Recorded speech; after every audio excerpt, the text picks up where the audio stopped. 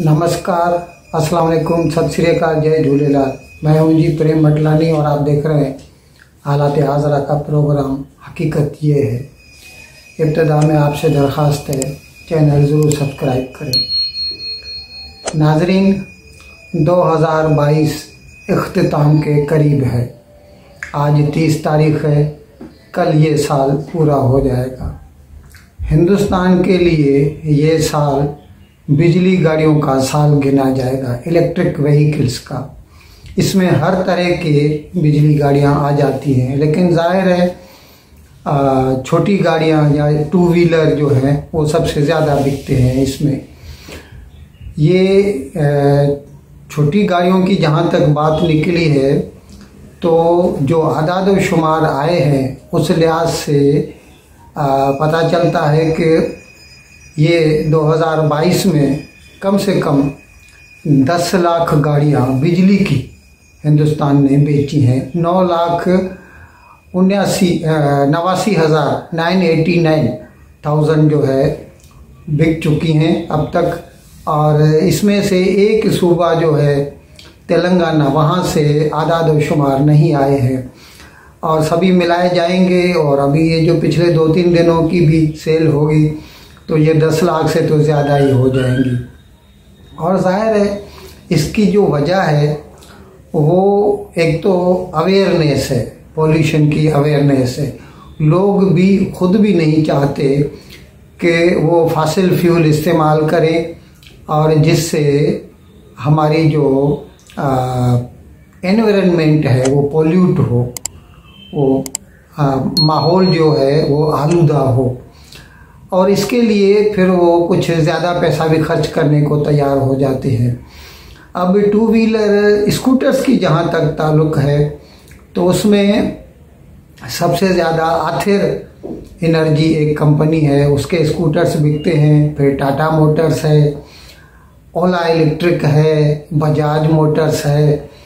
इनके स्कूटर्स भी आते हैं, मोटरसाइकिल भी आते हैं। लेकिन क्योंकि बिजली की गाड़ियां जो है मोस्टली अर्बन एरियाज़ में बिकती हैं तो अर्बन एरियाज़ में लोग स्कूटर ज़्यादा पसंद करते हैं, क्योंकि स्कूटर जो है सामान लाने ले जाने के भी फ़ायदे में होता है। और पिलियन राइडर यानी पीछे से कोई आदमी बिठाए, यूँ कह सकते हैं कि पूरी फैमिली बैठ सकती है स्कूटर पे। जबकि मोटरसाइकिल आमतौर पर एक ही आदमी होता है, पिलियन राइडर मुश्किल से कोई बैठ सकता है। लेकिन मोटरसाइकिल का एक अपना एक अट्रैक्शन है। तो मोटरसाइकिल जो बिजली की हैं वो बहुत कम हैं, स्कूटर से ज़्यादा बिकते हैं और इसमें सबसे ज़्यादा आथेर के बिकते हैं। बावजूद इसके कि इसका स्कूटर 1.5 लाख से तो ज़्यादा ही महंगा है। दूसरी कंपनियों के जो हैं 1 लाख के राउंड अबाउट होते हैं, उसके थोड़ा कम या ज़्यादा। नाजरीन, पिछले साल के आदाद व शुमार देखें तो इस साल हमने बिजली की गाड़ियां 3 गुना ज़्यादा बेची हैं। यानी तकरीबन 3.25 लाख गाड़ियां पिछले साल बिकी थी बिजली की, इस साल 10 लाख से तजावज़ कर गई है।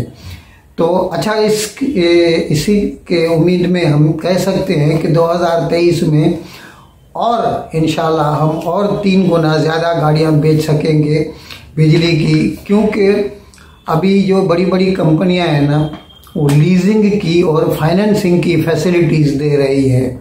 बैंकों के साथ वो कोलैबोरेशन करते हैं और फिर कस्टमर को एक किस्त देने के बाद गाड़ी हाथ में मिल जाती है और फिर थोड़ा थोड़ा करके हर महीने वो भरता रहता है। अच्छा, इसके लिए भी एक तो पोल्यूशन कम करती है बिजली की गाड़ी, और दूसरे इससे जो है ना इसका मेंटेनेंस का खर्चा कम है। ज़्यादा इसमें घिसने वाले पुर्जाजात है नहीं। बैटरी है एक चीज़ जो खपती है, और जितना बिजली का खर्चा होता है इसमें तो तकरीबन यूँ कह सकते हैं कि वैसे 120 रुपये में पेट्रोल है और उसमें 25 किलोमीटर निकलता है, तो तकरीबन 5 रुपया 1 किलोमीटर के पीछे स्कूटर पे खर्चा हो जाता है अगर हम पेट्रोल का स्कूटर चलाएं तो। और उसके बदले में ज़्यादा से ज़्यादा 8 आना या 60 पैसा लगेगा इसमें। 120 में अगर मतलब इसमें तो खैर अब हमें पता नहीं कितना किलोवाट खर्चा होता है पावर का, लेकिन कहते ऐसे हैं कि 50 या 60 पैसा फी किलोमीटर से ज़्यादा खर्चा नहीं है। तो 2-3 साल में ही गाड़ी की कीमत वापस आ जाती है। नाजरीन, ये तो आपको इल्म होगा ही, और हमने भी 2-4 ऐसे प्रोग्राम किए थे जिसमें बताया था कि यूरोप ने और G7 जो अमीर तरीन मुल्कों का एक ग्रुप है, उन्होंने रूस के तेल की बिकवाली के ऊपर एक पाबंदी लगाई है, यानी प्राइस कैप लगाया था कि $60 फी बैरल से ज़्यादा रूस अपना तेल नहीं बेच सकता, क्रूड ऑयल जो है। अब उसके बदले में रूस ने भी टिट फॉर टैट उसने ये फैसला किया कि वो जो भी मुल्क उसके खिलाफ ऐसी पाबंदी लगाता है तो वो उस मुल्क को अपना तेल नहीं बेचेगा। अब इस क्राइटेरियन पर जब हम देखते हैं तो रूस के तेल खरीदने वाले ममालिक में खासी कमी हो जाती है, और सबसे आगे तो रूस का तेल खरीदने वाले 2 ममालिक ही हैं, एक चीन है और दूसरा भारत। चीन ज़्यादा खरीदता है, एक तो उसकी ज़रूरत भी ज़्यादा है, और दूसरे चीन पाइपलाइन के थ्रू भी रूस से तेल ले लेता है, जबकि हिंदुस्तान को शिप्स के थ्रू तेल पहुंचता है। लेकिन अभी हिंदुस्तान ने जो कि यूक्रेन जंग से पहले रूस से अपनी टोटल ज़रूरियात का सिर्फ 1% तेल खरीदता था रूस से, अब उसने वो उतना बढ़ाकर 21% कर दिया है। और अब हमें उम्मीद है कि जब रूस ने उन मुल्कों को जिन्होंने ये प्राइस कैप लगाई है उनको तेल बेचना जब भी बंद कर देगा तो फिर हिंदुस्तान और ज़्यादा खरीद पाएगा। और हिंदुस्तान जो भी तेल खरीदता है वो सिर्फ अपने लिए नहीं खरीदता। हिंदुस्तान में अभी मुकेश अंबानी की रिलायंस इंडस्ट्रीज़ की जो गुजरात के जामनगर में एक रिफाइनरी है, ऑयल रिफाइनरी है, वो पूरी दुनिया की सबसे बड़ी रिफाइनरी है और वो रूस का तेल प्रोसेस कर सकती है। तो वो रिफाइनरी इतना तेल खरीदती है और वो तेल को प्रोसेस करके सिर्फ हिंदुस्तान में नहीं बेचती, पूरी दुनिया को एक्सपोर्ट करती है। फिनिश प्रोडक्ट जो है, खाम तेल रूस से लेती है और तैयार माल जैसे पेट्रोल है, डीजल है, केरोसिन ऑयल है और दूसरी भी जो ऑयल के बाय प्रोडक्ट्स होती हैं वो बनाकर पूरी दुनिया को एक्सपोर्ट कर रहा है। इस सिलसिले में ये बात भी दिलचस्पी से कम खाली नहीं होगी कि रूस और भारत ने अपना जो व्यापार है वो अभी रुपी और रूबल में इन्होंने शुरू कर दिया है।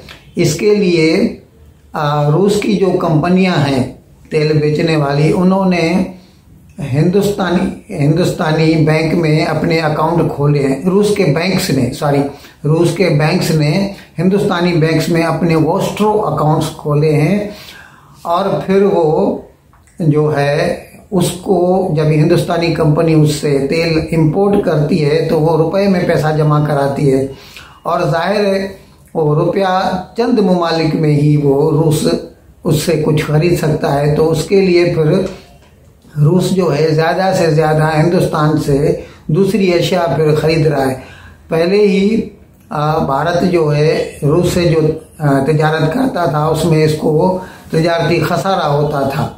अब तो इतना तेल ले रहा है तो जाहिर है पलड़ा रूस का भारी हो जाता है, लेकिन जब वो रुपए में ये बिजनेस करेगा, तेल हिंदुस्तान को बेचेगा तो वो रुपया फिर जाहिर है हिंदुस्तान की अशिया खरीदेगा और यहीं पर उसको खर्च करेगा।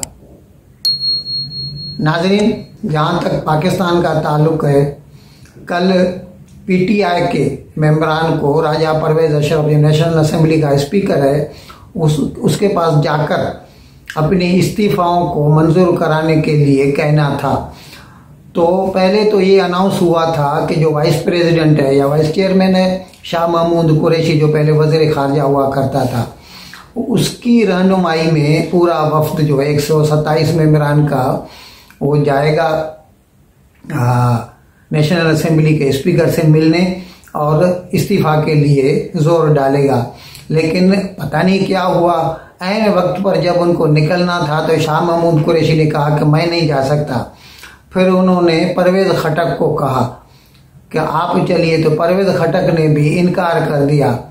फिर आखिर उनकी जगह पर जो पहले स्पीकर हुआ करते थे पीटीआई के दौर में, असद कैसर, उसकी रहनुमाई में ये लोग नेशनल असेंबली के ऑफिस में गए और वहां पर उन्होंने अपने इस्तीफा के मंजूरी के लिए जोर डाला।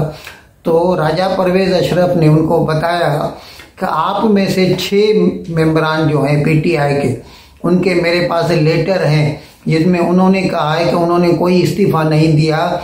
उनके जो लेटर जमा करा गए हैं उनके ऊपर जो दस्तखत हैं वो जाली हैं, फॉर्ज्ड हैं। अब ऐसी हालत में मैं भयक वक्त सबके इस्तीफा मंजूर नहीं कर सकता और जैसा कि नेशनल असेंबली के रूल्स एंड रेगुलेशंस हैं उसके ऊपर मैं चलूँगा और इसके लिए आप सब में से एक एक करके एक मेंबर आए और उसके सामने उसकी मैं दरख्वास्त रखूँगा। वो कहे कि हाँ साहब ये मेरी दस्तखत हैं, मैं उसी वक्त उसका इस्तीफा मंजूर कर दूंगा और इस्तीफा मंजूर करके इलेक्शन कमीशन को भेज दूंगा, जिसके बाद उसका नाम डीनोटिफाई हो जाएगा। लेकिन पीटीआई वाले वजद हैं कि नहीं, ये वो जो है ना ग्रुप में आएंगे और ग्रुप में करवाएंगे। अब इससे आप खुद जनाब ये फैसला कर लीजिए।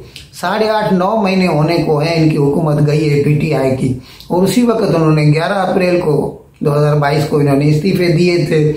अगर ये चाहते, जैसा कि राजा परवेज अशरफ ने कहा कि भाई एक एक करके आइए, अगर एक दिन में एक 10 लोग भी जाते तो 12-13 दिन में सबके इस्तीफे मंजूर हो जाते। लेकिन वो इस बात पर बज़िद हैं कि हम सब एक साथ आएंगे और जो असेंबली के रूल्स एंड रेगुलेशंस उसका पास न करते हुए एक झुंड में अपने इस्तीफे मंजूर करवाएंगे। इससे तो यही लगता है कि वो चाहते भी नहीं कि उनके इस्तीफे मंजूर हों।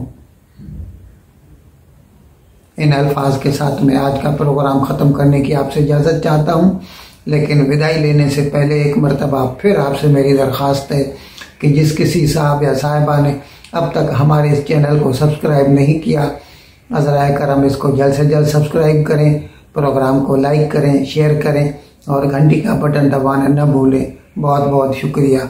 खुदा हाफिज़।